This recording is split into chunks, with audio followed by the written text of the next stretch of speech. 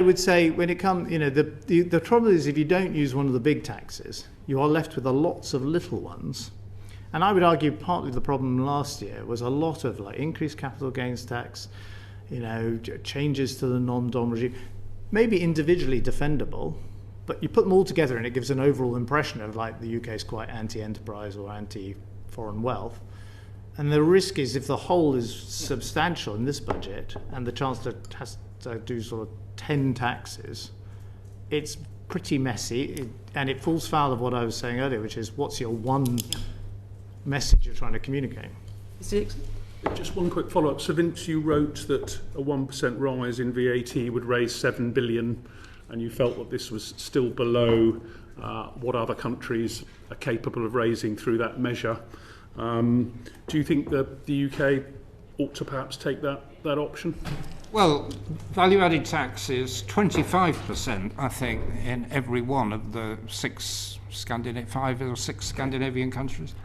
And again, if we want those levels of services, that's the kind of tax structure one would have to think about. I wouldn't recommend it for this budget, for the obvious reason that it would make a significant impact on cost of living, inflation in the short run, and would be very difficult to reconcile with the other objectives of government. Thank you. Yuan Yang, MP. Thank you very much, Chair. You both mentioned the mansion tax, or the tax on the council tax, and increasing and revaluing some council tax bands, which was a coalition government proposal back from 2012. I'm curious about the political economy of that. What were the difficulties in discussing that within the coalition and getting that enacted? What do you think would be the challenges nowadays? Well, the main challenge was the First Lord of the Treasury overruled me at the time, so it didn't happen. But we managed to keep it secret at the time. But what we had agreed, now with the passage of time, inside the coalition and between myself and my Liberal Democrat colleagues, Vince and Nick Clegg and Danny Alexander, was that we would introduce 2 additional bands of council tax for high-value properties. I think, from memory, one over 2 million. Back then, houses worth more than £2 million, houses worth more than £5 million, of which at the time there were 55,000 in the country out of around 24 million homes, almost all of which were in West London. Has to be said. Now represented by Labour MPs, I should point out. But the crucial thing was the money raised from that was going to be used to reduce the top rate of income tax from 50p, which had been the last act of the Brown government, to 40%, which is where it had been throughout the Blair government. So it was going to be a 50 to 40 reduction in income tax and an increase in property tax to pay for it. And then for perfectly good, sound political reasons, David Cameron felt the Conservatives had promised not to have a mansion tax under pressure in opposition from Dr. Cable and others. And he also thought in 2012 reducing the top rate of income tax from 50% to 40% in one go was too much politically, essentially. And so we settled on 45% and a series of small taxes, including taxes on hot food, to pay for it. But it's David Cameron's fault, the passage. It's not David Cameron's fault, but it's a good example of by the way, that is a good example of tax reform being quite hard when you're trying to raise taxes. Tax reform's a great thing, everyone's in favour of tax reform, but you usually create losers, and so it's generally easier to do tax reform when you're cutting tax and you can kind of buy off the losers, whereas if you're raising tax, extending VAT boundaries, that's much harder. But I think, to come back, the simplest way to do a property tax in the UK, I mean, you can do what the New York State has or California has, which is just a percentage of the value of the house, which you pay each year. But that would be quite a revolution for the UK. And you remember you have to go and value the value of all these properties all the time, which is kind of a big challenge. And I think, when they tried to revalue council tax bands in Wales, it was not very popular a few years ago.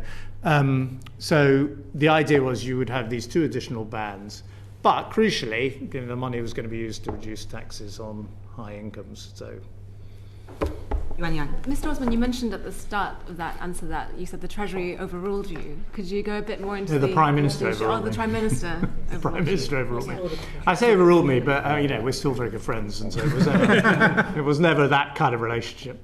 But I thought he made sound political arguments about why it would be a difficult sell. And there's a general point, by the way, I should have made at the beginning. Budgets when the economy is doing badly are really tough. 2012, which was my toughest budget for me personally, was also the year when it looked like we were in a recession. I was off my kind of fiscal targets, and so the context in which you're standing up makes a big difference for a chancellor as well. Shan. Is there anything you wanted to add to that description? Well, your original question was what's the political economy of this measure? I think the honest point one has to acknowledge, although I advocated it, was it doesn't actually raise very much revenue, which is why I would argue now that you probably have to go rather further, and that's why the point George just mentioned about moving towards a more proportional system of taxing property is something one should be aiming for, though it's not, as he said, not at all straightforward. And the other politics point that we all had to deal with, including me, because even the Lib Dems had people living in very high-value properties, was people who are sort of income poor but asset rich. All the Lib Dem seats, isn't it? Thinking of enrichment. And how do you? And there are ways of dealing with that. Of course, you can obviously downsize. You can use equity release. You can use renting of very large properties. I mean, there are answers to it, but if it were done, and I would believe it should be done, there would be quite a strong political reaction from people in that position, and you've got to have an answer for that. Thank you, Joe.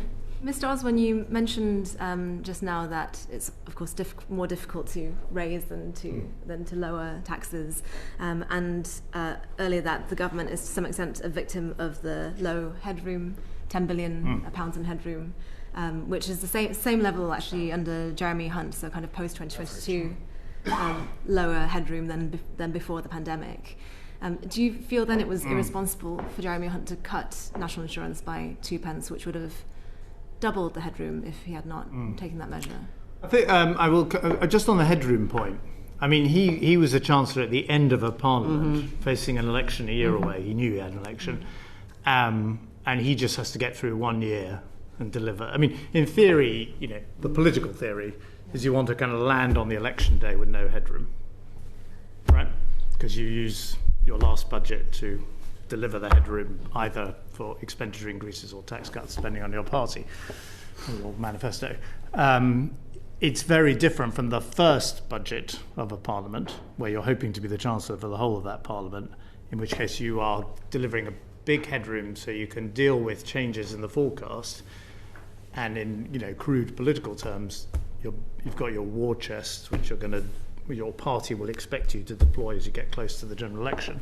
I mean, that may not how it's supposed to be in the economic textbooks. That is how it's in the political textbooks. And so I think the kind of error last year for the Labour government was, having got elected big majority 4 or 5 year parliament, you want to build a big headroom, and then you can weather the storms, and then get towards the end and do what you want to do to try and get yourself re-elected. In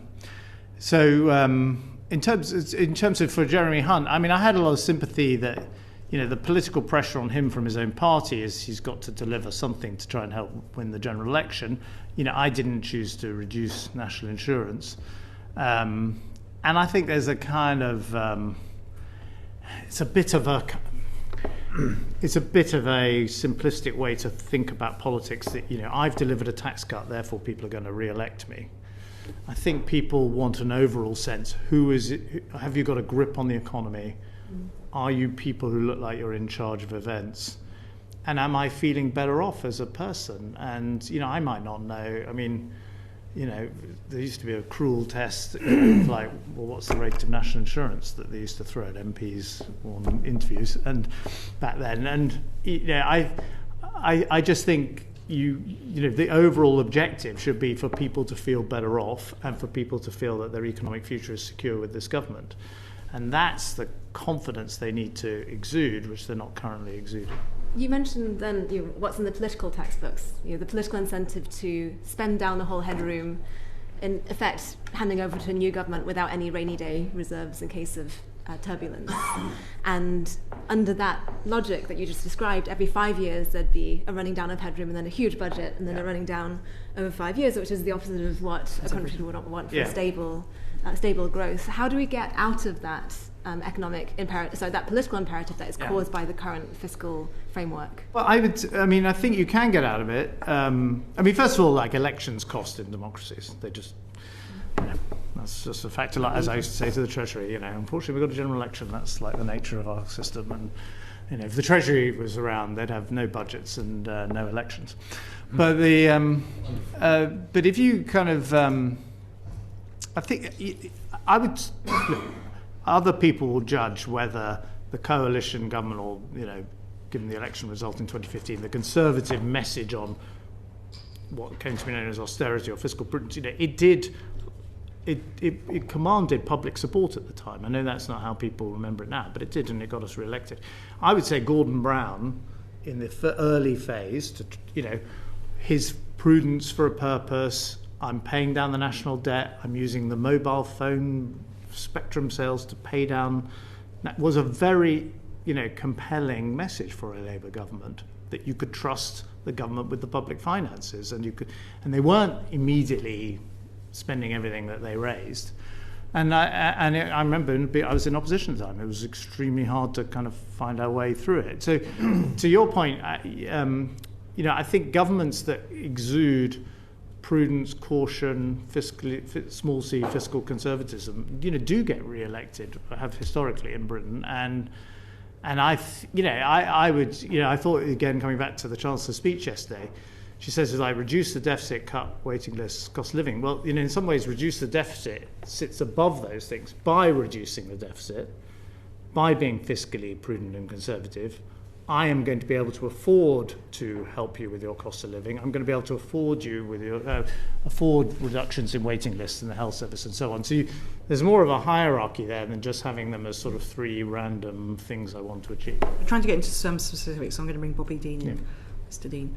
Yeah, I was explaining to colleagues before this that I wrote my master's dissertation on British newspaper reporting the mansion tax, but I'm not going to continue to persist because I've got 1,000 questions I'd love to ask. But one of the things that I come across when we're doing that research was the Merleys review, which I'm sure you might be familiar with. IFS produced a report on tax reform, and I was struck, Mr. Osborne, when you were saying earlier that most budgets, there's 4,000 decisions, most of which many people will agree with, and then there's a few sort of politically defining things that you want to do on it. That seems to indicate that you don't really want to look at a budget as a moment to take a holistic view of the tax system. And it's become quite fashionable now for people to be saying, actually, our tax system's a mess. What we need is proper tax reform.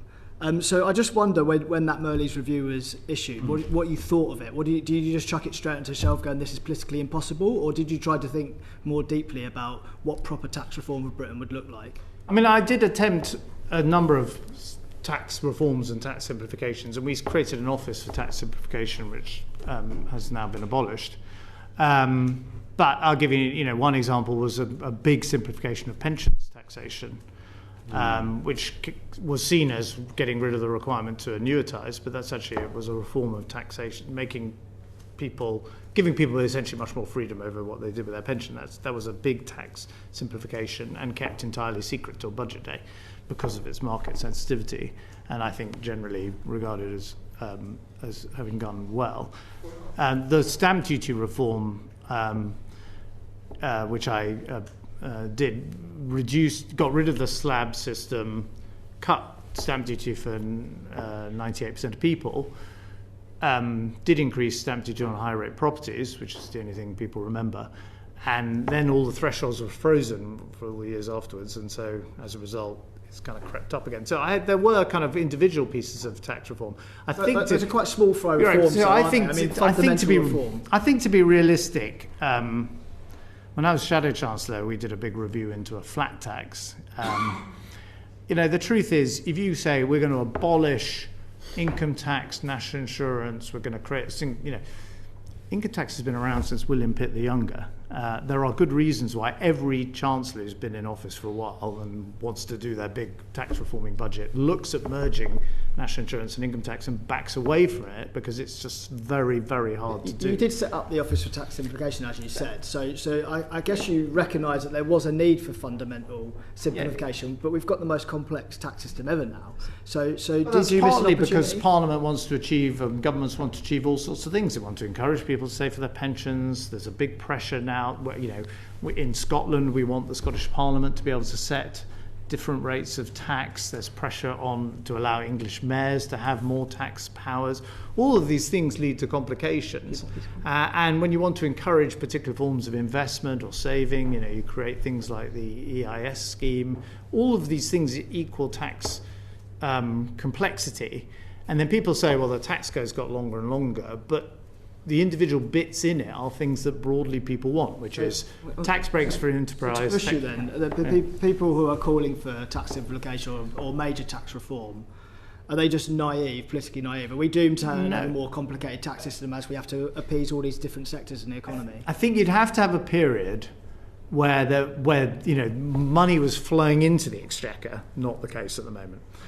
And that was the political priority of the government. So the two kind of moments when it was done in the late 80s by Nigel Lawson, and it was, I think, probably the Blair government would have had an opportunity to do it in its second term, but chose instead to use the money that was coming in, the unexpectedly higher forecast revenue, to increase expenditure on public services. Thank you. What specifically would you both do now if you were in the Chancellor's hot seat on tax reform? Well, I think if you could merge income tax and national insurance, it's sort of odd we have two taxes on income, but they are, of course, taxed on very different forms of income, different ages of people. It's quite complicated to do. I did look at it pretty closely. Vince? Yes, your basic point that politics and economics are very difficult to reconcile. I started my professional life teaching economic students in Glasgow about the theories of Adam Smith, and then going down to the Glasgow City Chambers in the afternoon and doing the opposite. I'm afraid that is the world we live in. I think my one thought is we try not to be sort of very academic about it. It's very easy to come up with, how you would reform the property taxation in a perfect world, or how you'd reconcile income tax. It would be for the Chancellor just to choose one area. And I think the income tax, national insurance is probably the best. It also has the effect of bringing in new taxpayers, landlords and earning pensioners like me into the tax net. So that would be one thing to do. But it's not difficult to think of areas where there is, a grotesque mismatch between the economics and the politics. If I just give one further example, we've cut fuel duty by 40% in the last 15 years or so for political reasons. It's bad for revenue, it's bad for the environment. And any academic economist would say we should be moving across to road user pricing, which we're going to need anyway when we have electric vehicles. But the politics of that are just very, very difficult. So the last Chancellor who tried to increase fuel duty was me, and I got defeated by the Labour opposition and Tory backbenchers. So we talked a little bit earlier on about the growth in the size of the state, and Mr. Osborne remarks it's really started in 2019. I think a lot of time we talk about this, you talk about it like it's a political choice, but of course there's been quite a lot of demographic change in our society. More money spent on pensions, more money spent on healthcare for those pensioners, and more sickness benefits for people that are at the sort of late stage of their career. So Cable, you also talked about this being one of the defining inequalities in our society between the generations. Do you think we need to be thinking about tax reform in that context as well, changing in a society that is changing? Yeah, absolutely. I'm with George in believing we should start off being neutral between tax increases and public expenditure cuts. We have to be trying to be dispassionate about it. But it's actually very difficult now to cut public expenditure. It's not just the ageing of the population, which is a very powerful driver. But of course, you've got defence spending on top of that. But in terms of dealing with demographic change, a future government, and I'm sure this isn't going to happen in 3 weeks' time, is going to have to look at things like the triple lock, which is a wonderful idea when we did it, but and very progressive and lifted a lot of pensioners out of poverty. Very commendable all round, but it's not sustainable and makes no sense in the long run.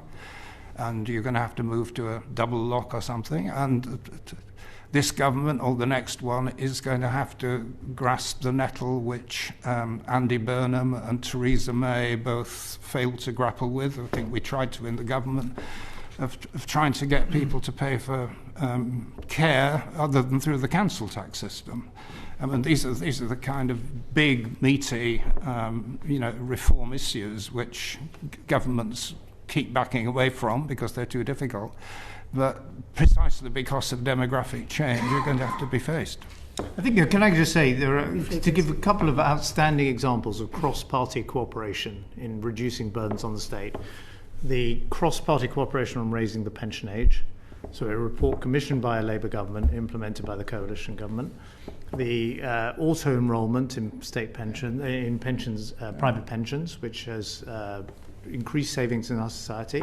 Again, something started under a Labour government and introduced under the coalition government. Tuition fees, commissioned by the John Major government, implemented by the Tony Blair government. Then a further top up that there are various things that the parties have managed to cooperate on in a way that we know now sort of take for granted, but they... State pension age, it was your government that then increased it at shorter notice, giving less time for people to plan. That was a deliberate decision, presumably, to save money.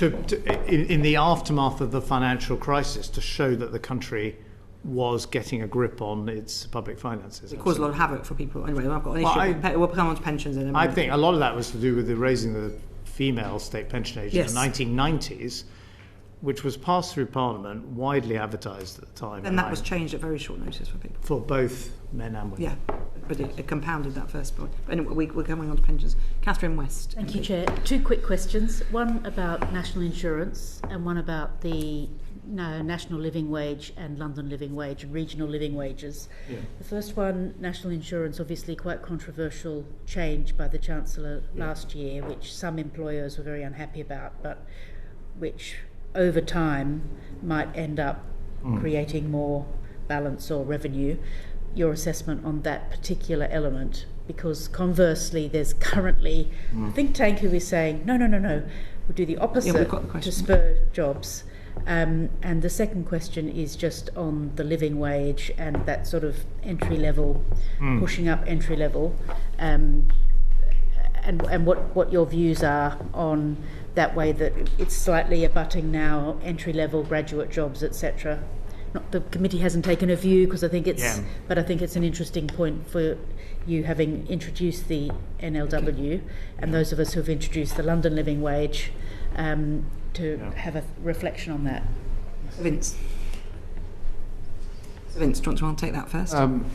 Well, I mean, the national insurance on employers, I think, was based on the assumption that employers would pay it, but they don't. I mean, it's passed back to workers and it cuts jobs, and it was not a good tax, and it's damaged business confidence, and it stemmed from the fact an unwillingness to raise taxation through the main tax system. But one of the main damaging consequences, it's provided a big boost to the gig economy because Deliveroo don't play employers' national insurance. I mean, it relies on the honesty of their people, deliverers, to do it.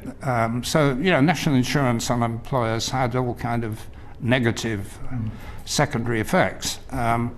In terms of its interaction with the minimum wage, I mean, I think we know from our experience in government that the minimum wage, living wage, extremely popular. And I think we competed with each other at the end of the Parliament to see who could make the best offer on the minimum wage. But I think we now have to recognise that it is in problematic territory. I think the so-called bite, which is the difference between the highest level of the minimum wage and average graduate income is now about 65%. There's now relatively little incentive for people to get a degree or a higher school qualification, and that's a major constraint on pushing it further. I think it's a combination. I mean, we as a coalition government, we actually reduced employer national insurance, and one of the things we would talk about at the end of that parliament was that more jobs have been created under that parliament than any other parliament in British history. And that was against the backdrop when people thought unemployment would rise, not fall, because of the financial crash. I think the trouble is it's the combination of three things. You've got the increase in employer national insurance, you've got the rising living wage. I'm very proud that we introduced that, and the incomes of the lowest paid have increased markedly over the last 10 years as a result. But the combination of the employer national insurance rise, higher minimum wage, plus the employment law changes, that's a triple whammy at a time when unemployment is starting to rise, and we mentioned earlier, you're potentially about to have this AI revolution that is going to make it, much easier not to employ people and get computers to do things instead. And you might find in 3 or 4 years' time, and it could happen as quickly as that, you've got quite a serious unemployment problem, which we haven't seen in Britain since I was a teenager, really. Thank you. Thank you very much, Ms. West. Yuan Yang MP. On the spending, we've done the spending cuts section. Okay, you want to skip? Okay, Mr. Bobby. Yeah, earlier on we spoke a little bit about the OBR. I think Mr. Osborne, you said the OBR needs to back off a bit, and Sir Cable, you said that they're sort of marking answers, they're starting to set the questions. There's been a lot of talk about the degree of fiscal headroom the Chancellor's left herself and how much that's a problem in on itself, incessant tax speculation for the last year or so, for example. How much headroom should the Chancellor seek to build? Can I go to you first, Sir Cable? Well, I think George gave a very eloquent description of the political problems with headroom, but in terms of the sort of basic economics, I think we have had evidence of growing volatility in the big macroeconomic factors governments have got to deal with. We've got the possibility of a big shock that might come. I mean, we've had COVID, we've had the financial crisis, we've had Brexit. There may well be others coming over the horizon. This big AI boom, which is producing remarkable results for the companies involved. It may indeed produce productivity growth. It may also be a bubble, and you can have a very painful correction that would have significant effects on financial markets, including ours and including the economy. So, there's a very powerful argument in principle for having a significantly higher level of headroom than we've got at the moment. But bearing in mind the politics of how you deal with it. Before we come to Mr. Osborne, can I just pick up on something you said about the OBR backing off? Did you mean by that perhaps the Treasury should be allowed to stick to some of its own forecasts and what they think that the trade deals are going to happen or the impacts of the planning bill? And then they take the political risk of that. So the OBI kind of assesses it and says how likely or not that is, but the actual figures that are turned out from are based on government forecasts. What did you mean by that? Let me be absolutely clear. The OBR is blamed by the people on the right who want to cut taxes and not cut expenditure to make those tax cuts affordable, and it's blamed on the left by people who want to raise spending and think that's going to pay for itself. And so the OBR does a very good job at telling both that their plans are fantastical. I think where it's partly because of the low headroom that the Chancellor's operating under, it's got into a kind of daily dialogue with the Treasury about the impact on GDP of other measures the government's taking, the Prime Minister's trade deal with the US or India or the immigration white paper or whatever it happens to be. And if I was the OBR, I would not try and sort of micro forecast all of these broader economic policies, because then I think you end up with the Treasury. I mean, the Treasury is brilliant and I loved working there, but I know exactly what the Treasury officials will be doing, which is let's get them to score the trade deal and then we won't have to put taxes up on pasties or whatever it happens to be. Thank you very much, Mr. Dean. John Glenn, MP. Can we turn to welfare and pensions policy? I mean, 22% of total government spending is on welfare. Yeah. You talked, Mr. Osborne, about the achievements around auto-enrolment, and you also talked about Sir Vince about the issues around the triple lock and what the achievement was there. Would there not be a way of dealing with that pressure by putting a ratchet on the increase from 8%, which is generally seen as inadequate as a total amount of saving on pensions, so that generally over time people would be forced to spend more on their pension, and put some sort of time limit on the 2.5% ratchet, given outside of the pandemic, only 1 year of the last 10 we've seen growth in the economy at above 2.5%. Isn't there room for some quite radical reset in the area of pensions? And do you think the Chancellor would be well advised to do it? Mr. Osborne. I definitely, I think increasing the auto-enrolment rate is a very good idea, and it's ultimately optional, although people have to opt out of it. And I think it's been a really successful UK policy pursued by governments of all colours. But not adequate enough at 8%. Well, I know, yeah, but so you can increase it. But I think you have to, the system's been established, it's now well respected, and most people are participating in it. On the triple lock, I mean, of course, when it was introduced, it was actually a Liberal Democrat proposal in the coalition talks, which we agreed to. There had been a whole, I think it's worth remembering, Barbara Castle had been out there campaigning for years.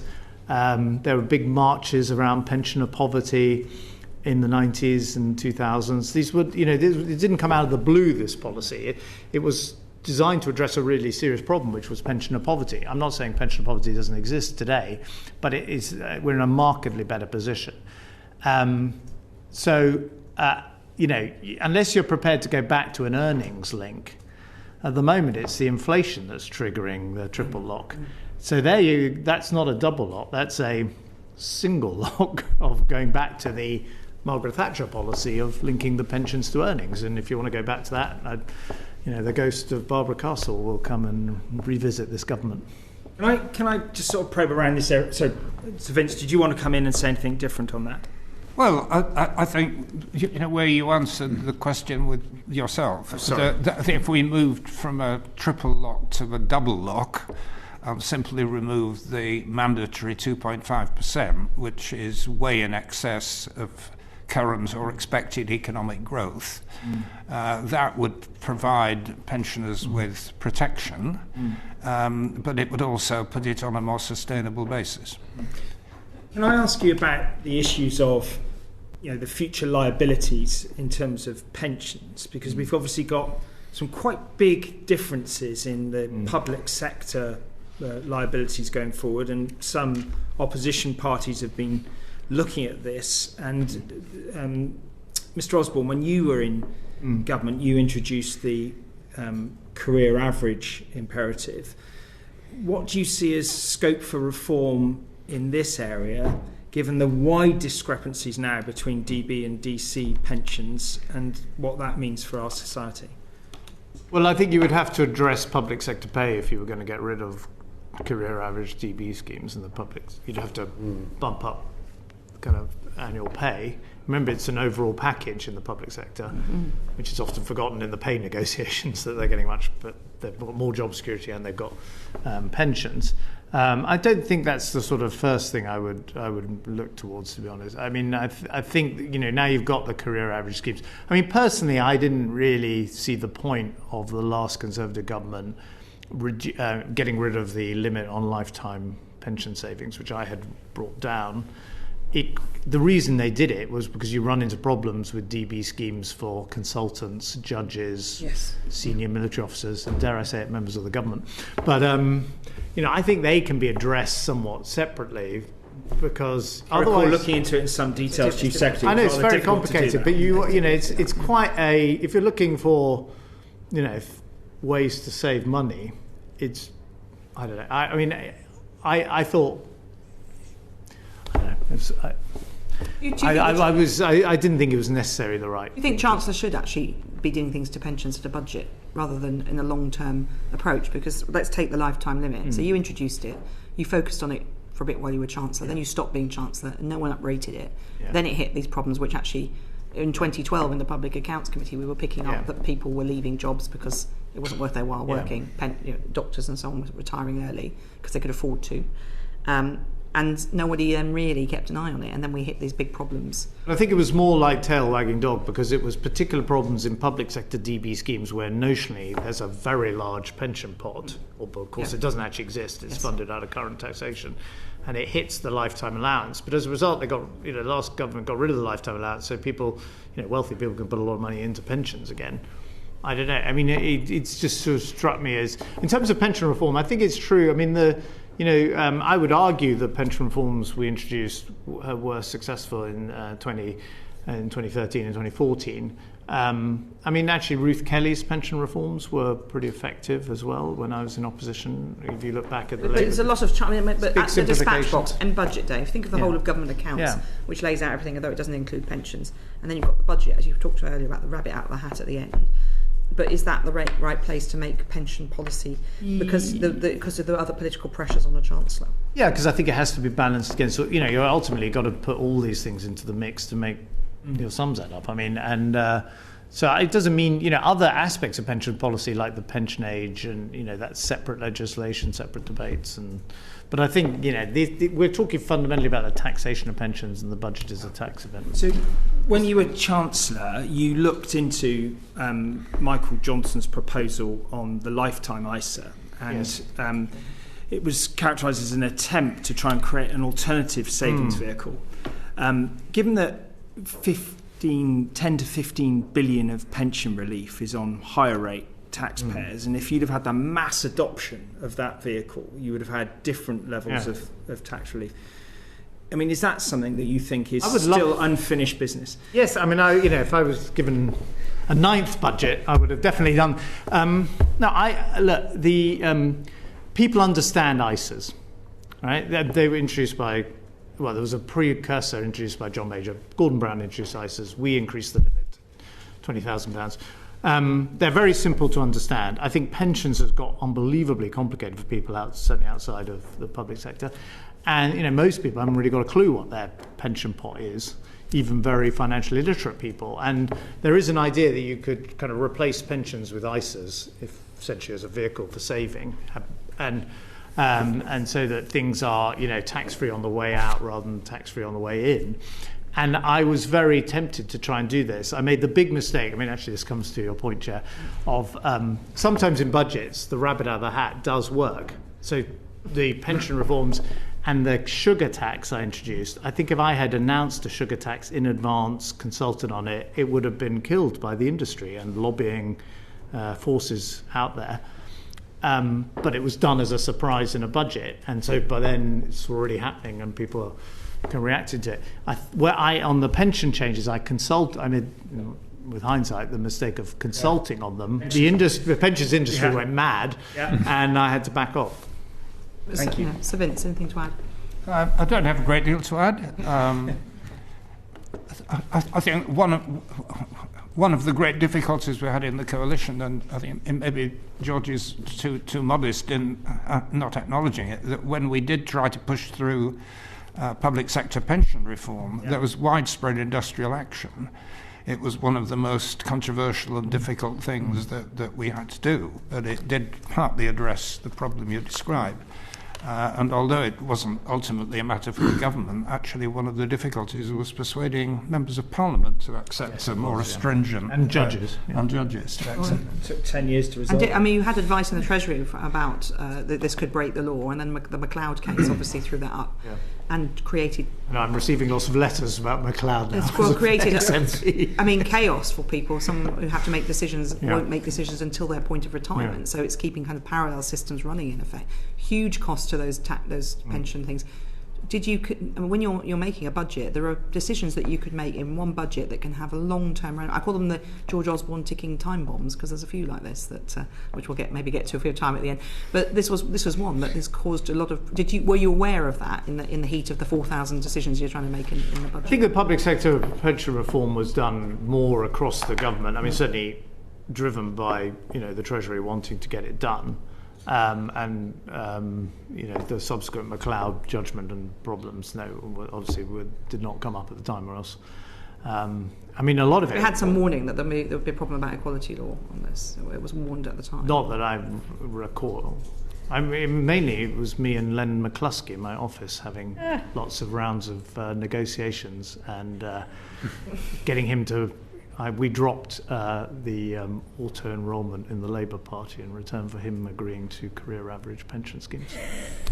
Well, there we go. We learn something new every day. Mr. Dean. Just a quick one on, and it's been mentioned already, obviously the state pensions and public sector pensions coming from general taxation. This feels to me like quite a big and increasing forecasting problem for the long run of the public finances. Should we be getting the OBR to sort of independently review and forecast what that liability looks like? Should we be doing anything more radical than that? I mean, or do we just keep dealing with the fact that we need to pay for these out of general taxation a year-on-year basis? I don't know. Sir Cable?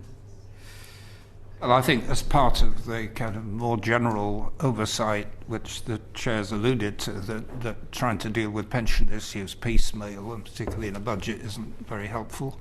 But that trying to get a cross-party, deep analysis, whether the OBR does it or some other body that has more people. I mean, the OBR is actually quite a small organisation, but it seems to be a secondary issue. Yeah. I mean, the independent review is a much underused device these days, but you know, I mean, again, trying to be unpartisan, I mean, the Blair-Brown government used it pretty successfully quite often, and I would say we used it, and it's a way of trying to create a parliamentary consensus. Thank you very much, Mr. Dean. Chris Coughlin, MP. Thank you, Chair. Mr. Osborne, in the spring statement, the Chancellor was able to upgrade GDP by 11 billion a year using the uplift in defence spending based on a fiscal multiplier of 1.6. That comes from Palace Rico on how you can use defence R&D to raise economic growth. The reason I say that is I listened with interest to your podcast on the debt doom loop on the way in, which I think did back in July. But isn't there potentially a third way in terms of that challenge around fiscal constraints, which is that Europe faces a fundamental strategic challenge with the disengagement of the US and Russia? We all know it needs to increase defence spending. So if Europe issued debt, pooled debt to raise defence spending, you use the fiscal stimulus from that to boost economic growth, and you don't spook the bond markets because you've done it in conjunction with our European allies, you could therefore deliver a fiscal stimulus and perhaps help partially offset the doom loop that you suggest. Yeah, I think it's my fellow podcaster on political currency, Ed Balls, who said that the government did have an opportunity earlier in this year to come off its fiscal rules or create an additional fiscal rule, saying because of the defence threat from Russia, we could borrow outside the rules. And of course, the German government essentially did that. Yeah, exactly. I mean, he judges, Ed Balls judges, and I would judge that today that moment has passed somewhat for the UK and for this Chancellor, that the bond market is, I think, sitting more heavily on her shoulders, and that moment, of that window of opportunity has passed. I mean, I would say, you know, it's quite a crude fiscal stimulus. I think originally, actually, John Maynard Keynes said that sort of defence spending is not your ideal fiscal stimulus because you're trying not to use the things you're building, your missiles and artillery shells and so on. But you're right that it can certainly spur innovation. It's been a big. I revert earlier to my role at Stanford. You know, Stanford was partly built on the back of US military spending and innovation. I would say the single biggest challenge in the space, not for this committee so much, is the innovation you want to be encouraging. You know, I would fear that increases in defence spending at the moment are going into cost overruns on old programs like frigates and armoured cars, rather than the very different battlefield we see in Ukraine.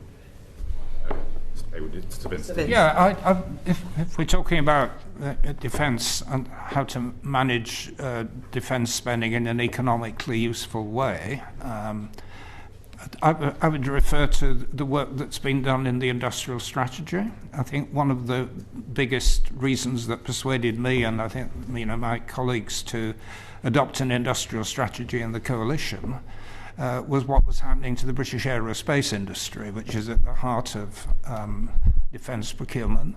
It was disappearing without government 50-50 funding of R&D. Much of the industry and its supply chains would have simply disappeared. And this government has introduced an industrial strategy. It's been quite quiet about it, but this should be very much at the heart of it. But I mean, simply using defence spending as a stimulus, it's questionable. I do remember that when we were debating Plan Bs in the coalition, the IMF produced a report on how you give a best stimulus to the British economy, and I think the Keynesian multiplier for all forms of public spending and tax cuts was about 0, but that public investment was significantly higher, and if you're trying to stimulate the economy, that's probably where you should be looking. Thank you. So defence R&D is a form of public investment. Yeah. But more broadly, I mean, you said earlier that the Chancellor was getting it right in terms of increasing public investment. Do you think that the government is putting enough money into public investment? I'm particularly thinking that given it was cut under the coalition. Well, historically, Britain has a relatively poor record in investment, both private and public. I mean, one of the problems we've battled with over the years was the sort of Treasury orthodoxy, that public investment is a waste of money, that it inevitably crowds out private investment. I think we did demonstrate that that's not correct. You can have sensible forms of public investment, and the industrial strategy work on co-financing the automobile industry and aerospace was a good example of it. I think one of the best examples was the Green Investment Bank that we set up. We got 2 billion from the Chancellor, and it leveraged, I think, another 10 billion from the private sector. It was co-financing. For some reason, George's successor decided to get rid of it. But there are many instances like that where properly deployed public investment can stimulate private investment rather than replace it. Mr. Osborne, do you think the government's got the right approach to public investment, or should it be increasing or be putting it in different areas? Yeah, I thought the Chancellor was quite smart in adjusting the fiscal rules at the last budget to allow for that new definition of public investment, taking into account kind of net assets. I think you could have presented an alternative budget last autumn, which might have actually had a more positive reaction, where you raised, obviously taxes were raised. I think if the government had spent more of that money on infrastructure, on investment in the economy, I think the markets would have reacted more positively than they did. If you follow the bond market while she was giving her budget, it's when she announces that the money is going into current NHS spending that the bond market goes, what are you up to? And that, so I mean, I think in this budget, if I were her, I would return to that thesis, which is I'm borrowing money to invest in R&D and infrastructure and the like, and make more of that than they currently do. But in the speech yesterday, growth and public investment didn't feature as one of the priorities for the budget. Given what you've just said, do you, and what you said earlier about the US productivity greatly increasing over relative to the UK and Europe, do you think the lack of public investment under the coalition was perhaps part of that issue? Well, I won't get back into all the kind of arguments at the time. Yeah. We thought we were increasing public investment off the plans that Alistair Darling had left us and made a big deal of that, but it was an overall reduction. So we were saying we're doing more than the Labour government was going to do, but the overall impact was a reduction in public investment as part of an overall reduction in public expenditure after the financial crash. I think there are definitely things, road schemes and the like, we actually came back to. Like, we cancelled on arrival the A303 Stonehenge tunnel through John Glenn's constituency, or nearby anyway. And then 2 years later we reinstated it. And then Rachel Reeves cancelled it in the first, like a yo-yo. First month. The traffic jams continued. So there are definitely kind of yo-yo things. I would say generally I found as Chancellor the frustration was actually a lack of big projects to invest in. I was sort of demanding, where's the Transpennine rail link we can invest in? Where's the, some of the big ideas? Where's Crossrail 2? And I look back on... My constituency. But, interesting, on the very first day I was Chancellor, the Treasury said, why don't you cancel the Elizabeth line because it's not built yet and no one's going to notice it not being there. And every time I travel on it, I go, thank God we didn't cancel the Elizabeth line. Sorry, you made a very interesting point there about the lack of projects to invest in, which is quite interesting, just given the negative real interest rates you experienced at the time. I mean, was that a key missed opportunity to invest, or was that more a lack of projects? Well, I think we could have done. We tried to course correct in the middle of the Parliament on some road schemes that we had cancelled, and then we reinstated, some of which have been built. But there's on the road. But I mean, without getting to, they just John Prescott cancelled a load of road schemes. Alice Darling reinstated them. I cancelled them, then reinstated them. Then they got, and I guess if you were looking for a kind of longer term decision making, you could try and get some kind of parliamentary consensus on road schemes or indeed rail schemes like HS2, where you need long time horizons, and you can't have every, particularly as there have been 7 chancellors since me, you can't have every chancellor cancelling the thing the last person did. Okay, you and Yang briefly on this then. Thank you, Chair. Just to add on this point about capital spend, Mr. Osborne, you mentioned in an interview that you regret the amount of capital cuts that you made during that period, and you mentioned just there that you attempted to course correct.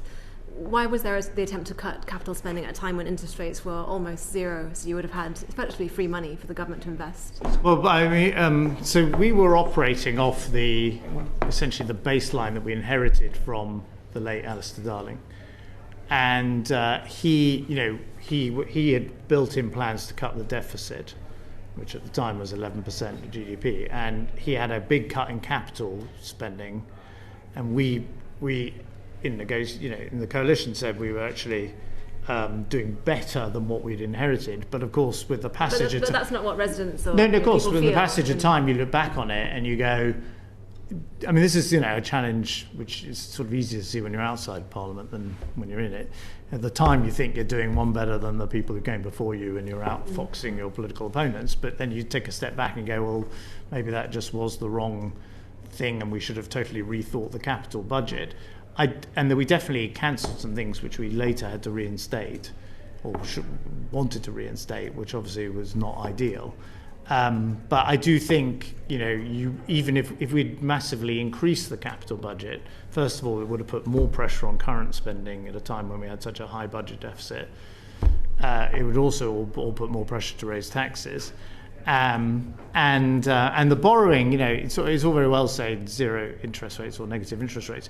At the time, a lot of our European neighbours were in fiscal crises. Greece, we weren't in the euro at the time, but yes, I'll pass back. No, but the Liz Truss mini budget, or the quasi-Kwarteng mini budget, and this Chancellor's experience twice in the last year, once when she was doing the budget and once a couple of months ago in Parliament, when it looked like she might quit, shows you how close Britain is to suddenly the market taking a different view. I don't think she was looking to quit, just to be really clear. No, but the market thought she might.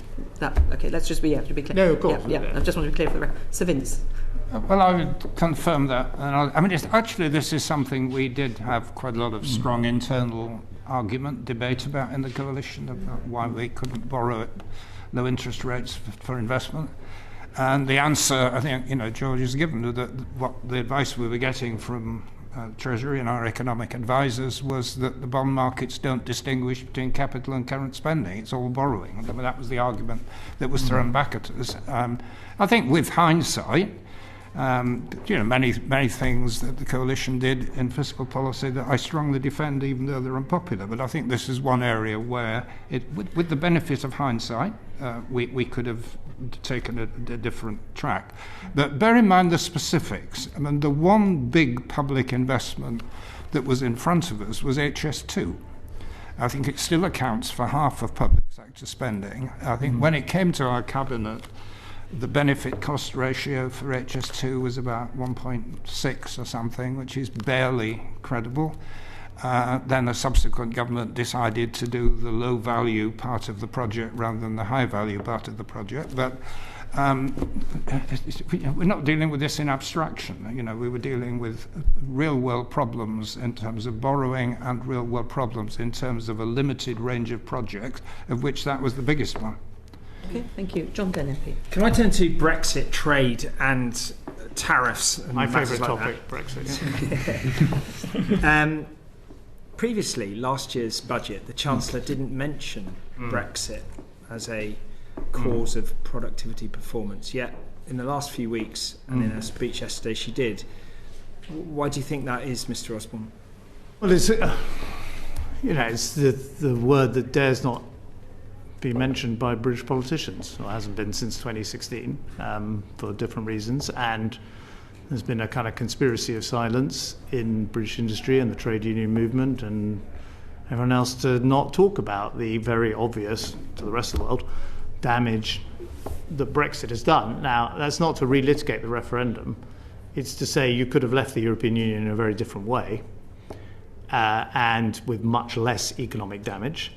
And indeed, at the time, there was a strong argument from some Brexiteers that we could have stayed in the single market and stayed in the customs union. Should she look to rejoin those? Well, now? I personally, but this is all, thought that the Labour government should have rejoined the customs union on entering office, and would have put the opposition in an impossible situation today of like, we elect us and we're going to come out of the customs union. I'm like, good luck trying to get elected on that platform. But they didn't. I strongly applaud what the Prime Minister and others are doing to negotiate a better trade deal with the EU, and I would urge them to double down. I mean, the truth is there are very few, coming back to my point about levers on the desk, building a railway is going to take 15 years. Negotiating a better trade deal or services agreement with the EU is something within your gift and the gift of the European Union negotiator, so it's not just yours, but it's something that can be done by ministers, by governments. It's not, we all want to improve skills in the economy, the transport system, healthcare. We want to help people on sickness benefits. These are things that are urgent, but are going to are very difficult to manage in large and complex democracies. Negotiating a better trade deal with the EU is something that could be done in a matter of months. Given, Mr. Osborne, what you previously said about the shift in the sort of growth in the US compared to the EU, how do you, in your mind, reconcile the enhanced opportunities that you would say exist from the rejoining the customs union single market with the fact that actually the shift in productivity in the top 7 economies is coming from the US, not from the EU? So partly, of course, what no one says is that Britain's absence from the European Union has itself made the European Union in some ways less dynamic, and the British voice is not heard when devising things like financial services regulation in the EU. So I would say the EU has missed Britain. Second, for many small and medium-sized businesses in your constituencies, they've given up exporting to the continent of Europe. It's just far too difficult. So there's still a physical trade in goods that you can improve dramatically. And the fact that, Europe collectively, ourselves included, have not sort of got our act together in terms of productivity and over the last 5 or 6, 7 years does not mean, vis-a-vis the US, doesn't mean we can't try going forward. So, these are all reasons why we should cooperate with our largest trading neighbour without rejoining, the European Union, without reopening the debate on free movement and, those are things, if I were running this government, they'd look to me like pretty easy wins, quite straightforward things to deliver, and you, using my old hat as a person who ran 2 general elections, you trap the opposition.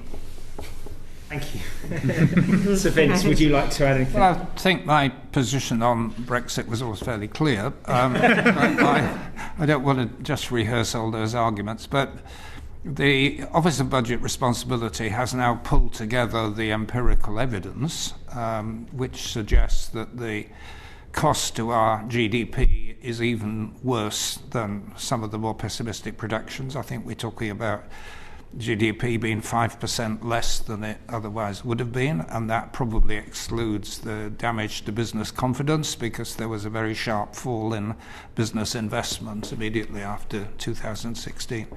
And I think the government's own impact assessments show that the total value of all the bilateral trade deals that we've signed, including the United States, are the equivalent of adding about half of 1%, so that we've gained 1/10 of what we lost in sort of crude quantitative terms. And I would add to your point about the United States that, that there is an obvious desirability of remaining close to the United States in economic terms, but the agreement we've reached was essentially about mitigating the cost of tariffs. It wasn't improving market access. As far as I know, it's not a treaty, it's a provisional agreement. And one of the things that we gave up in the process was our technological sovereignty. I mean, accepting that we can't tax or regulate big tech companies, which is an extraordinary thing for the government to have conceded. But to finish on a positive note, I mean, George just suggested some of the things that the government ought to have been doing or could be doing. I would add that this annual process that has now been set up does seem to be a very positive step.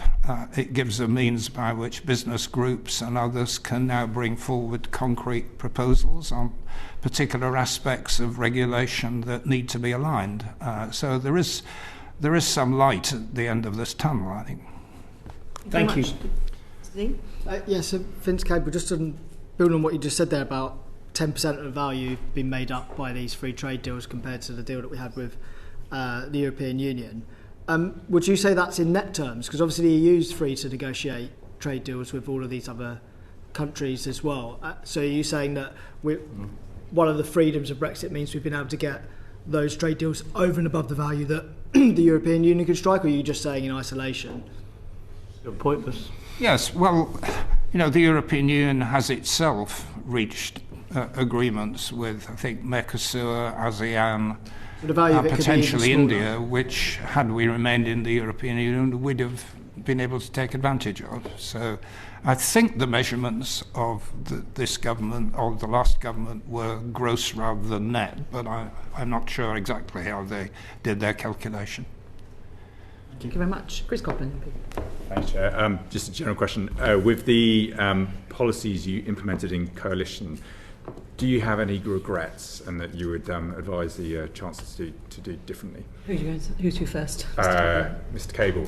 Sorry, Sir Vince. Well, I don't regret going into the coalition. I think it was actually forced on us by circumstances. There were quite big ideological differences, which were genuine, and we had to reconcile. But I think the political facts in 2010 didn't leave us with any other option. And the fact that there was a major financial crisis in the background meant that we had to act responsibly. So I'm glad we entered the coalition. I think it was the right thing to do. There were a whole lot of very specific things which the government did, which I was uncomfortable with. But, that was, I think we were all in that position. And although people, quite, rightly pick on particular sectors, like the justice system and the police, which have suffered particularly badly over a long-term period, I'd also point to some of the things that we did that were quite courageous on public spending, which subsequent governments haven't been able to do. I mean, a good example was the aid commitment, the 0.7%, which we upheld. The fact that this government's walked away from it like the last one is doing us, I think, a great deal of damage to our reputation and to our national interest. And so there were positives and negatives. I could give you lists of both. But just on that point, I mean, the world has changed quite considerably. Our Prime Minister's not sat having a pint with the President of China anymore. The world and defence and the risks facing the country are different. Are you really saying that you think if you were in office now that you'd be able to maintain aid expenditure at that level? Well, we might have had to change the focus, but the principle was right, and actually the aid budget is not being used for alternative foreign policy reasons. It's been used to support the asylum hotels. I mean, it's just a bit of rather cheap public accounting, actually. So, we were under very strong attack at the time, I have to say. A lot of George's backbenchers absolutely hated it.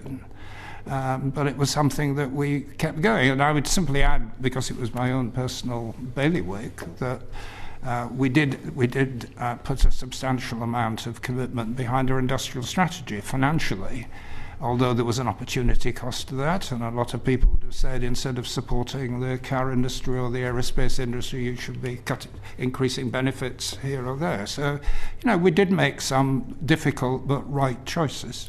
You were also bound into decisions, weren't you, because of the coalition, the Quad arrangement? Good. So you had to stick to things, you couldn't just change. Mr. Condit. Same question for you, Mr. Osborne, and I'm also just, if you could cover, I'm particularly interested in the decision to dismantle Sure Start as well within your answer. Yeah, I think so. I echo what Vince said about the coalition. Obviously I'm extremely party-free, but I think people might look back on that as the last time there was a kind of stable government with a clear plan, and whether you liked it or not, they got on and did it. And there were some very major public service reforms as well during that period. So in terms of, I would say on education, the education reforms were one of the great achievements of that government and have led to marked improvements in English school standards. And unfortunately, you can compare them directly with Welsh and Scottish school standards to see that there probably was a difference in the way that English education was handled during that period compared to the rest of the UK. And on early years, I think that's an open debate. I'm not sure kind of shiny new Sure Start centres popping up everywhere were necessarily the best investment in early years, and there was a big commitment on nursery education, which actually has been built on by the Sunak government and now by the Starmer government. So we did that. I mean, I think the two kind of, apart from the political regret, which was I suggested to everyone involved that we should fight the 2015 election as a coalition, but no one agreed with me. If you look at the sort of two, healthcare reform was a massive missed opportunity. The attempt to the healthcare reforms, sucked the energy out of returning to NHS reform, which basically no government since has dared return to, although arguably Wes Streeting's abolition of NHS England is the first kind of attempt in many years to attempt to do that. So that would be one sort of missed opportunity. Without getting too technical, I didn't kind of go back into the banking system because Alistair Darling had done a lot of the heavy lifting there, but in fact RBS was heavily impaired, and for the first 2 years, I think it was lending, half of all small businesses in Britain had an account with RBS, and it was still basically squeezing its balance sheet, and there was a credit crunch on, and it took us 2 years to kind of reopen the deal on RBS. And I think finally, if you think of talked about my first budget, my last budget, a member of the cabinet resigned on me because I tried to curb incapacity and disability benefits. And that was the last attempt until this year. A government's really had at trying to do that. And of course, as you see from Charlie Mayfield's excellent report today, which has got lots of great things in it about what you can do to positively support people in the workplace and the like. But you've also got this ballooning bill, which is going to squeeze out all the other things you are collectively going to want to do as parliamentarians. Thank you. Yuan Yang, MP. Thank you, Chair. Mr. Osborne, just to follow up on that, you mentioned that you don't regret scrapping Sure Start because there could have been other investments in early years that would have been more effective. Did you make those other investments? Yeah, we did make investments in free or extended free nursery education. So we made nursery education. We also introduced free school meals for the first 3 years of primary school. And you felt those were more effective than keeping Sure Start? Well, I would note, just on Sure Start, there is a Labour government. If they want to reintroduce Sure Start, they can. Is there a particular... Quick start. That goes against everything you spent the last 2 hours talking about. Yeah.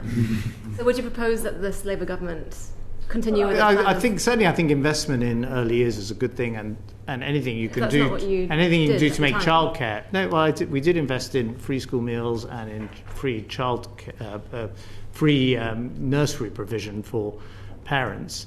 So that was more putting the money into the hands of the parents to get more affordable childcare.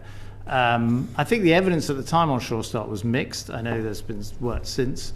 As I say, a lot of the money it felt at the time had gone into sort of big new buildings, which isn't always the best use of public money. So was there evidence at the time you were given by the Treasury or other departments about the cost effectiveness of sure starts? I think it was generally felt at the time that it had not been very cost effective. It was generally felt, but was there evidence? Because you just referred to Well, evidence. I think I don't have perfect recall. Okay. I'm happy to kind of come back to the committee, but I don't remember everyone saying this is really working well and we shouldn't get rid of it. Otherwise, there would have been if you think about it at the time, there would also have been a big political obstacle to getting it done, which there wasn't. I think the families who used Sure Start would have had a different feeling about that. But let's zoom back. Yeah, and actually, you talk about putting a nursery education, but Sure Start was a lot more, wasn't it? It involved health, it involved parental support. And if you look at some of the impacts on what we're seeing now as young people, the high number of them on PIP, but having been on DLA or EHCP, there's a whole trend of young people who haven't had support, and the cost to the exchequer long term of that is enormous. You haven't touched on welfare. So did you not do it? In the rush to make the changes for the budget changes that year, were you thinking long term about this impact, or was that something that was just not a concern? Well, I think at the time it was felt that it was overly focused on quite capital intensive new Sure Start centres. They weren't supposed to have desks. I do remember that people got desks a bit more than they're supposed to be out there, but that could have been resolved, could it not, without actually just... Well, as I say, I think the overall the education reforms and the investment in free nursery education and the investment in free school meals, were positives in that space and have been borne out by education results, which presumably also reflect people's early years. Okay, well, Mr. Coughlin. Let me follow up on that. Are you worried at all that perhaps the scrapping of Sure Start and all the evidence that early intervention is very effective in terms of childhood outcomes, that combined with the education reforms, which absolutely you're right, raise educational standards as a whole, but the increased focus on test taking may have harmed the less able children unable to cope with that? The combination of those two may have contributed to the special educational needs crisis we're facing now, or you think it wasn't? I'm not sure it's connected to the rapid increase in the number of children who are being designated as needing special needs.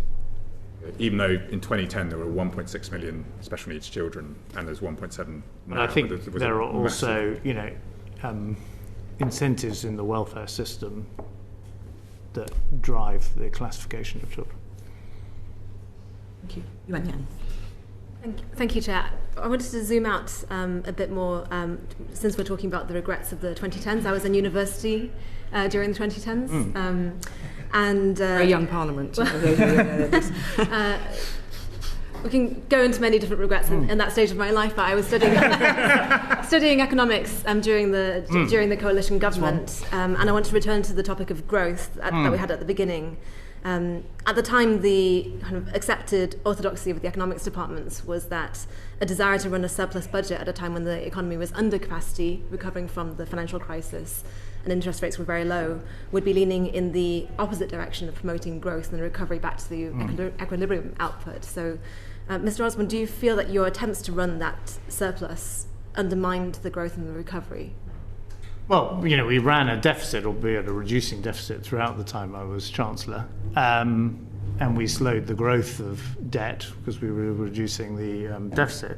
I think at the time there's two things. We now know, but it was sort of obvious at the time, that a financial crash, which happens thankfully, historically, has happened every kind of 60, 70 years, is an enormous shock. And I think you can identify a lot of what has happened in Western politics and governments to the impact of that shock. And we were in the immediate aftermath of that. And so I think this assumption that you could immediately bounce back to the kind of pre-shock levels of growth was, unrealistic. And, there's no historical precedent for that. And second, Vince has alluded to it, I've alluded to it, and frankly, the last 3 years of British politics has been a salient reminder that we were sitting in a situation where we just didn't know whether the bond market would lose confidence in the UK in the way, I agree with Eurozone countries, it was losing confidence in some of those countries, but they were near. We had to make a loan as a country to our near neighbour Ireland at that point. Spain was in trouble, Slovakia was in trouble, Greece was in trouble, and so on. So it was not obvious that Britain was insulated from those changes, and we were running a budget deficit of 11 or 12%.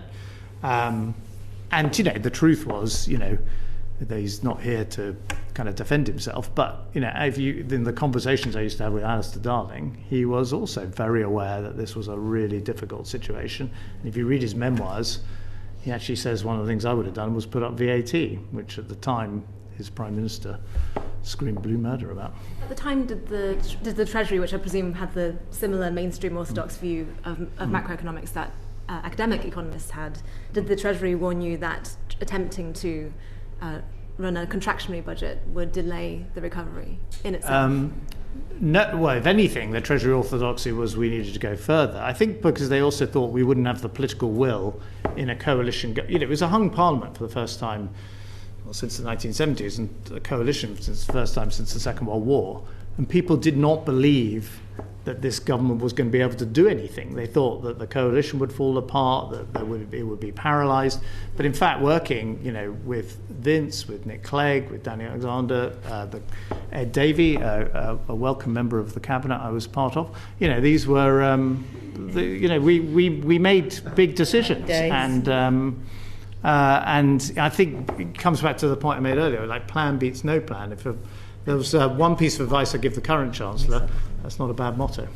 And by the 2015s, 2016, central banks and central bankers were also coming out to not directly criticise but hint at problems with this monetary fiscal settlement. Central banks had been trying to lean against the impact of a contractionary budget. And for example, Mark Carney in 2016 warned that the bank on its own couldn't lift growth off for the UK economy. Andy Haldane, the chief economist at the time, has had much more direct criticisms of your contractionary policy.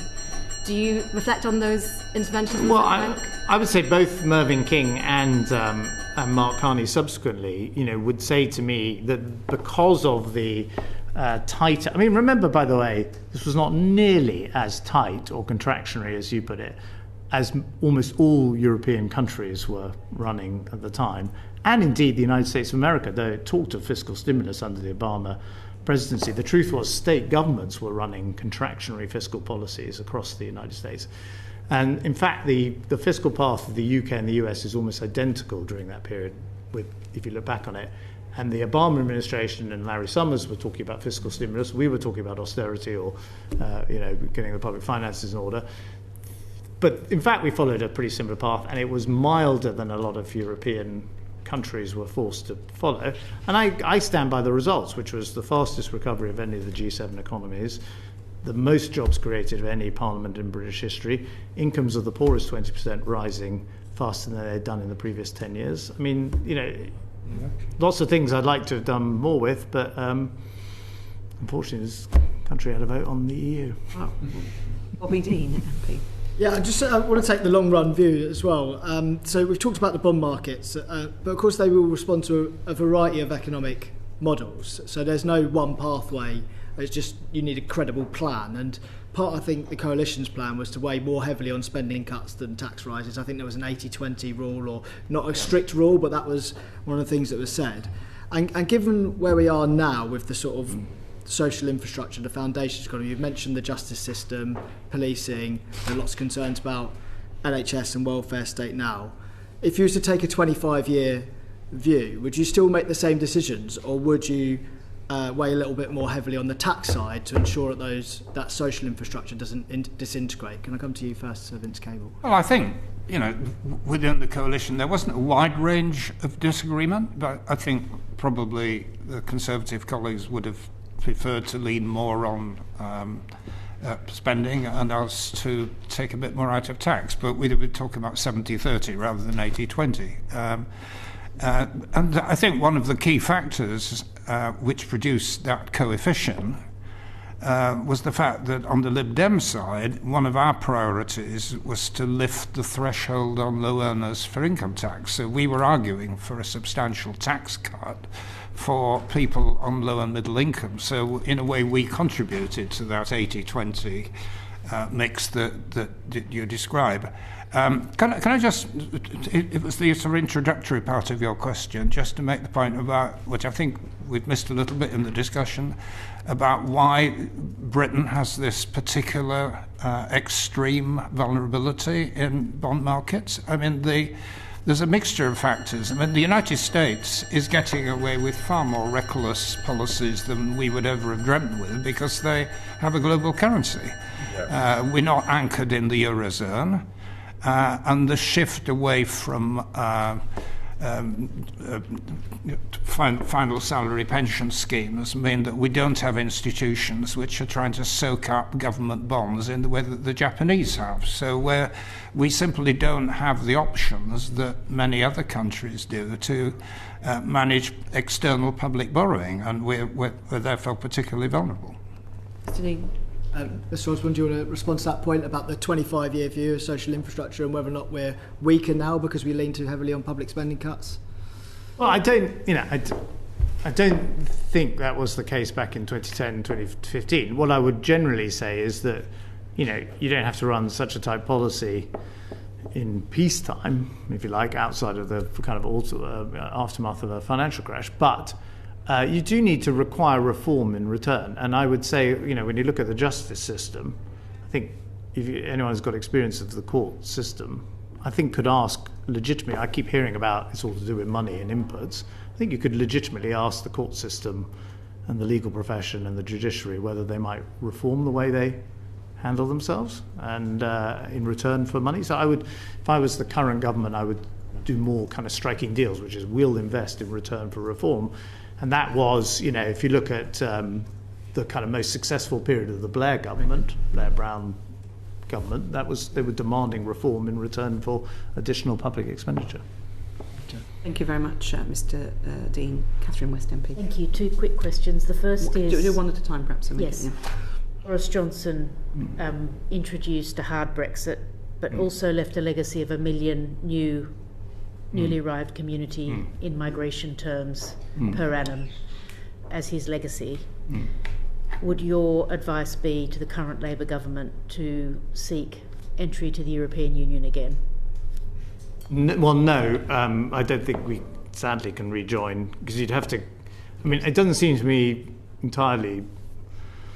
I don't exactly know why as a country we've decided to swap kind of rest of the world immigration for European immigration, but I wasn't in the government at the time.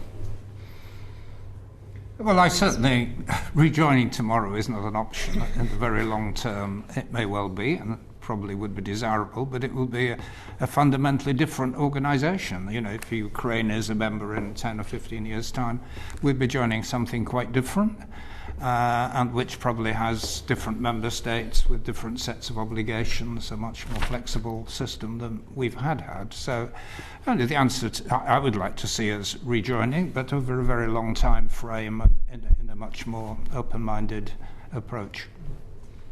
The second question I had was your former colleague from Surrey Heath, Mr. Gove, did say publicly that his biggest regret was cutting the Building Schools for the Future programme. And I just wondered what yours would be on reflection. Mr. Osborne, you've been quite bullish about the positives. Was it anything you would... Well, no, I think the healthcare reforms were a mess.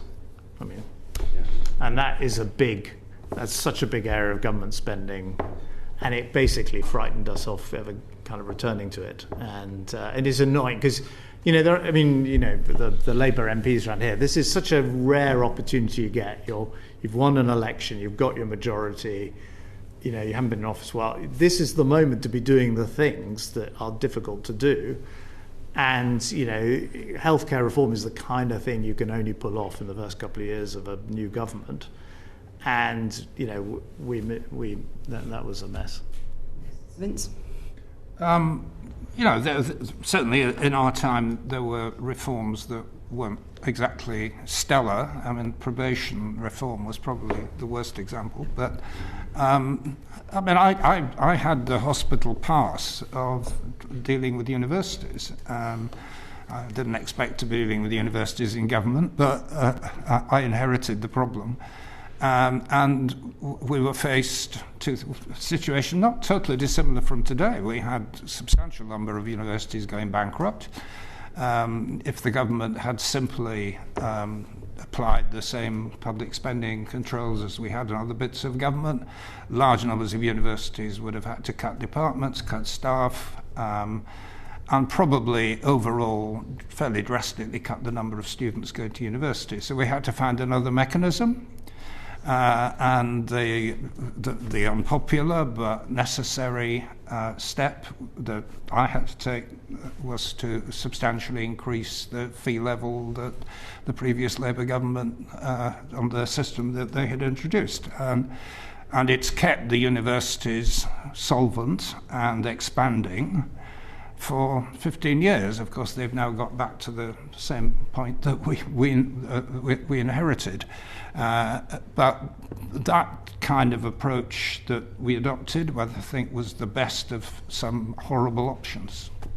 We did try and make a graduate tax work, and we just couldn't make it work. Yes. We really did spend a lot of time inside the coalition, as I think the Brown government did, trying to make a graduate tax work. And well, this is something that needs to be a cross-party decision that runs over long term, for sure.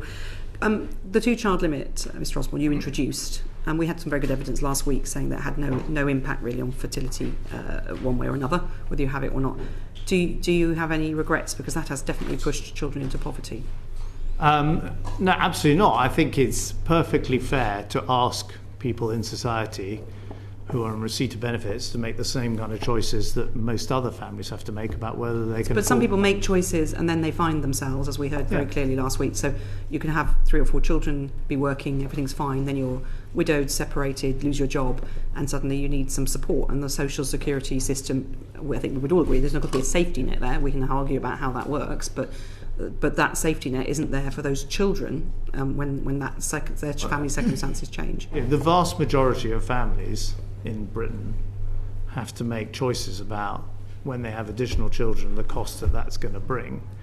And certainly the system that I was reforming back in 2016 had this strange financial incentive at the bottom of the income scale, and that was reflected. We've had evidence that says that that's not what makes people have children. Certainly, I have constituents who are in very difficult circumstances, and one area of agency they have is to have that 3rd or 4th child, sometimes for cultural reasons and otherwise. So it's not. Where was the evidence? Did you have evidence to suggest that it would actually make people make family decisions off the back of the benefits?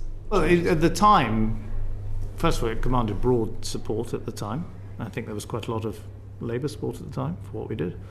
And at the time, there was certainly evidence of that there were mounting financial incentives for large, families with large numbers of children. That this was also, by the way, deeply resented by much of the rest of the population. And I think of all the polling I've seen since, it remains a very popular measure. So all I would say is if it's going to be changed... There's a lot more children in poverty now, though, as a result. This is the quickest, changing this would be the quickest way of getting children out of poverty. So your government oversaw your government and subsequent governments of your party oversaw a massive rise in child poverty. I think if you're trying to look ahead at where the public might be in 3 or 4 years' time, an overly generous welfare system might be a big challenge. Well, there's a difference, isn't there, between a generous welfare system and supporting the children who have no say over their future, and also with the falling birth rate, which was not, I think, the situation when you were in power. But now, would you argue there's a need for investment in our children, the ones that we've actually got, because we're not immigrations? I would personally gone down or going down because of Europe. I mean, we can have another discussion about immigration, but personally, I think immigration brings lots of benefits to our country. Well, the point is, we're not in a sort of world where we've lost the European migration, so we don't have migrants, and we've got a falling birth rate. So investing in the children we've got might make a sensible. Well, I certainly think if you were, trying to look at it from a kind of, how are you going to get Britain going again? Investing more in education, less in incapacity benefits, more in schools, less in all the kind of apparatus of an ageing society would be a sensible thing to do. But I'm not sure if I had the money and I had to choose, as this is what chancellors have to do, between Sure Start and getting rid of the 2-cap limit. If I was a Labour chancellor, I'd put money in Sure Start. Okay, well, I'm sure the Labour chancellors listening, Mr. Cable, Sir Vince. I'll just say, there's one area I actually do disagree. I think the two-child limit, if resources permitting, should be one of the highest priorities of the government. I mean, it's not just, as you say, it's child poverty, it's bad thing in itself, but we are producing large numbers of very young people, 5 years old, with very stunted development, which has major long-term economic costs, and that's something we continue at our peril. I've just emphasised that although welfare reform, I know the government's looking at this with the Timms review, the working age population share of GDP in benefit has been pretty constant for about 30 years. There may be particular quibbles about the way invalidity benefits are applied, but overall we cannot argue that the share of the national economy going into working age benefits is ruining the country. It isn't. It's being very stable.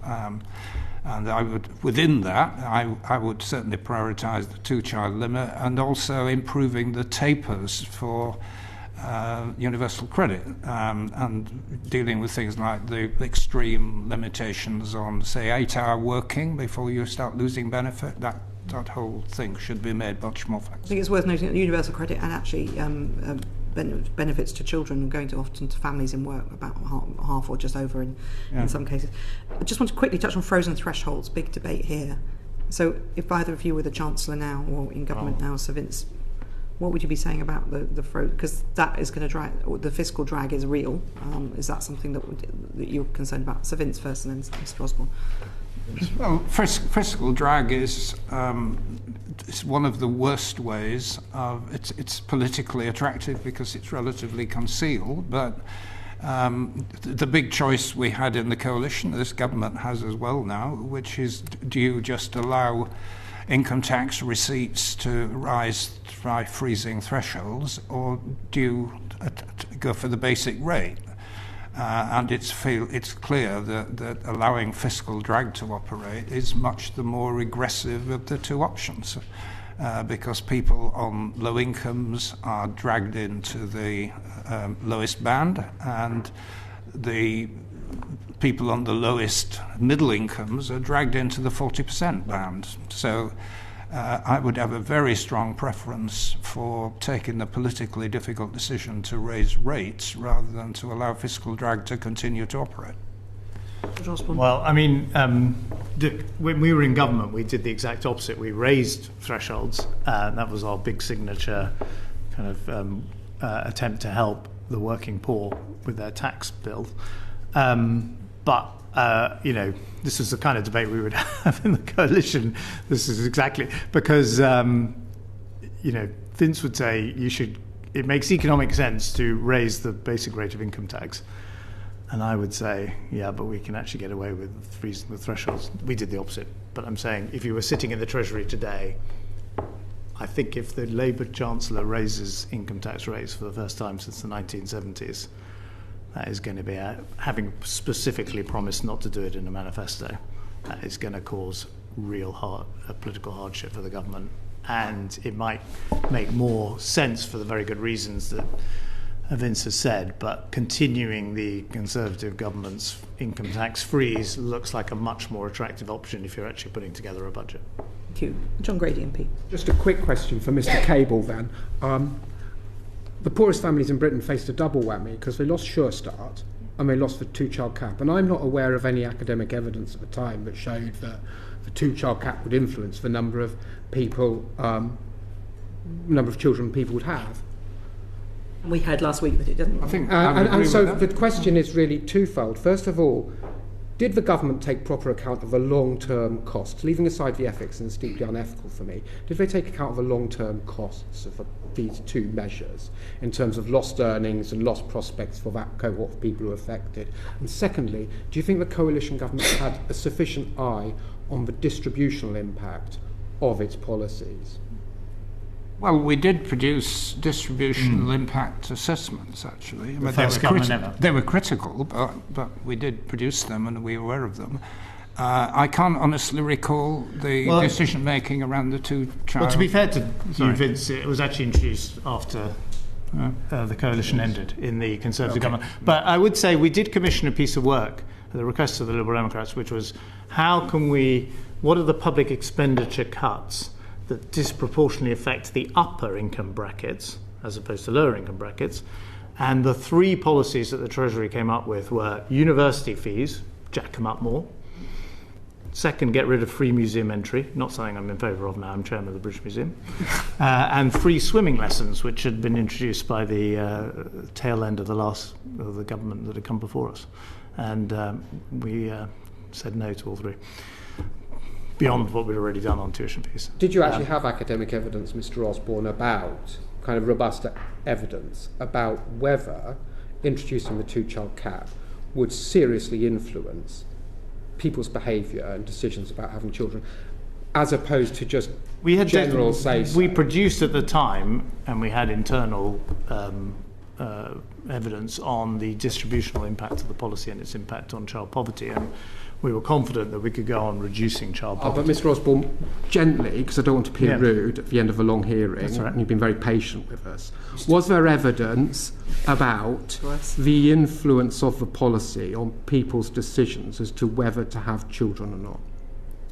Because one of the key we heard last week points- that it didn't make any difference. I mean, to be honest, it's not that I don't know the answer to the question because I can't recall whether there was a specific piece of paper that came to me around that, but it was felt clear we clearly felt at the time, and it was widely supported actually across the political spectrum, that there were disproportionate incentives in the welfare system, which is why there was a clustering of. You're suggesting basically that people were having babies to get benefits. Well, it wasn't so much that they were having babies to. They weren't so much that they were having babies to claim benefits. It's just that the conversation that many families in Britain have, which is, can we afford another child, was a conversation we wanted all people to have. Well, but what we heard last week, people were having that conversation, quite possibly, while working, and then something happened in their life, and then they needed support. The great thing about there now being a Labour government is you can reintroduce Sure Start and get rid of the 2-child cap. Well, there we go. There's some suggestions for the Chancellor. Look, I thank our witnesses, that's Vince Cable and George Osborne, very much indeed for their time. A canter through interesting memories, good and bad, different takes on what happened in your time government, but we thank you for your time, because there are not many people now, sadly, with Alistair Darling dead, who are alive, who were in your positions having to make these decisions, so we really appreciate your time. The transcript will be available on the website uncorrected in the next couple of days if you want to have a look at that. Thank you to our colleagues at Hansard, and thank you to our broadcasting colleagues at Bowtie. Order, order.